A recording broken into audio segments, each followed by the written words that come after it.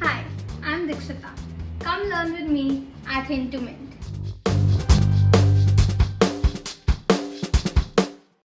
Hi guys, welcome back to another video by Hint2Mint, where we provide financial literacy to all our viewers. Every week we post a video on the most trending market news that you should all know about. Today we will be discussing about Route Mobile Limited IPO, the very hot topic this week. If you're new to our YouTube channel, hit the subscribe button and don't forget to press the bell icon. Till then, sit back, relax and watch our video till the end. You will come to know if I participated in this IPO or not, and I will also tell you what future I am predicting. Please note that this is my personal opinion only, and I will not advise you to follow any of my strategies blindly. Please consult your financial planner before taking any investment decisions. This video is purely for educational purposes. Before we get into the profound details of the IPO, let's have a look at the company's background. Route Mobile Limited is among the leading communication platform as a service provider and a Tier 1 application-to-payer service provider. This company was incorporated in the year 2004 and is headquartered in Mumbai, India. Their range of enterprise communication services include smart solutions in messaging, voice, email, and SMS filtering, analytics, and monetization. The company employs more than 300 people. It provides its services in more than 18 locations across Africa, Asia Pacific, Europe, Middle East, and North America. The company has 6 strategically located data centers.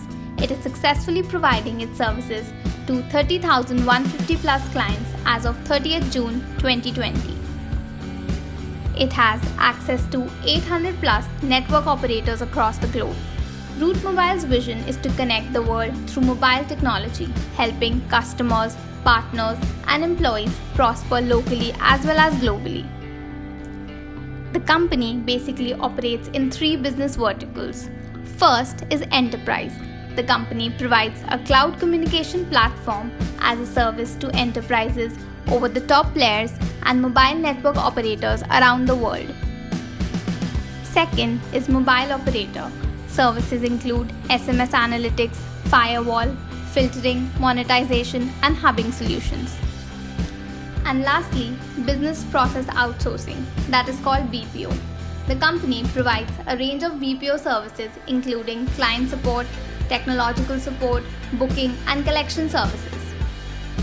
The company's clients include some of the world's largest organizations, including several Fortune Global 500 companies as well. Now, let us focus on the company's financials. The company has reported total assets worth Rs 6348.31 million as on 30th June 2020. In comparison to the last 3 years, the assets reported were 2006.55 million, 4233.38 million, and 4871.76 million for the years 2017, 18, and 19 respectively. Total revenue sum was Rs 8523.77 million in financial year 2018-19, while it stood at Rs 4648.32 million in 2016-17. The revenues doubled in just 3 years span. With revenue getting doubled in 3 years, the borrowings of the company had also almost doubled from 25 million to 45 million. The company's PB ratio stands at a multiple of 7, while PE ratio at 27. The net profit was Rs 606.94 million, 473.25 million, and 557.47 million for the years 2017, 18, and 19 respectively. Now let's finally come to the details of the IPO. It is very important to know why the company aims at raising money. So here is why the company wants to do so. First is repayment or prepayment, in part or full time, of certain borrowings of our company. Second is acquisitions and other strategic initiatives. Thirdly, purchase of office premises in Mumbai. And fourth is for general corporate purposes. The book runners for the issue will be ICICI Securities, Access Capital, Edelweiss Financial Services Limited, IDBI Capital, and Karvy Fintech Private Limited. Offer for retail investors will open on 9 September and shall remain open till 11 September. The final allotment of shares shall be completed by 16 September. The refunds shall be initiated on 17 September and the shares will get credited to Demat account by 18 September. The company will get listed on NSE and BSE on 21st September for trading purposes. The upcoming IPO plans Rs 200 crores by issuing fresh shares.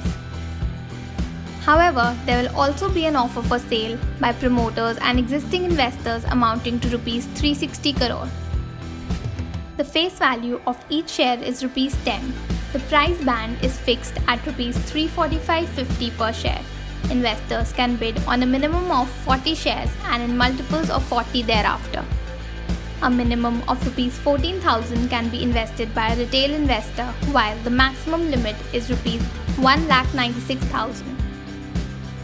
The company aims to raise Rs 600 crores. QIB shall have 50% of the offer amounting to Rs 300 crores. For HNI, it will be 15% amounting to Rs 90 crores. Lastly, retail investors will have 35% of the offer amounting to Rs 210 crores. The total for all these categories will be 600 crores. The promoters of the company are Sandeep Kumar Gupta and Rajdeep Kumar Gupta.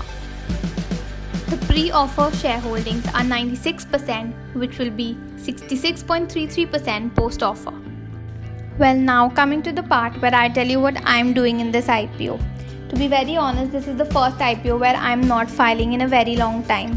However, I would love to know if you guys are doing the same or not. I would want to know your opinion for this one. As a general concept, when I looked at all the percentages, the retail investors were getting more percentage than a general IPO. So the company probably thinks this is a less risky investment, so you guys can go ahead. But do let me know what you guys are doing in the comment section below. I'll be waiting. If you like this video, please like, share and subscribe to our channel Hint to Mint. Also, don't forget to comment in the comment section below if there's any particular topic on which you want us to make videos. Till then, adios.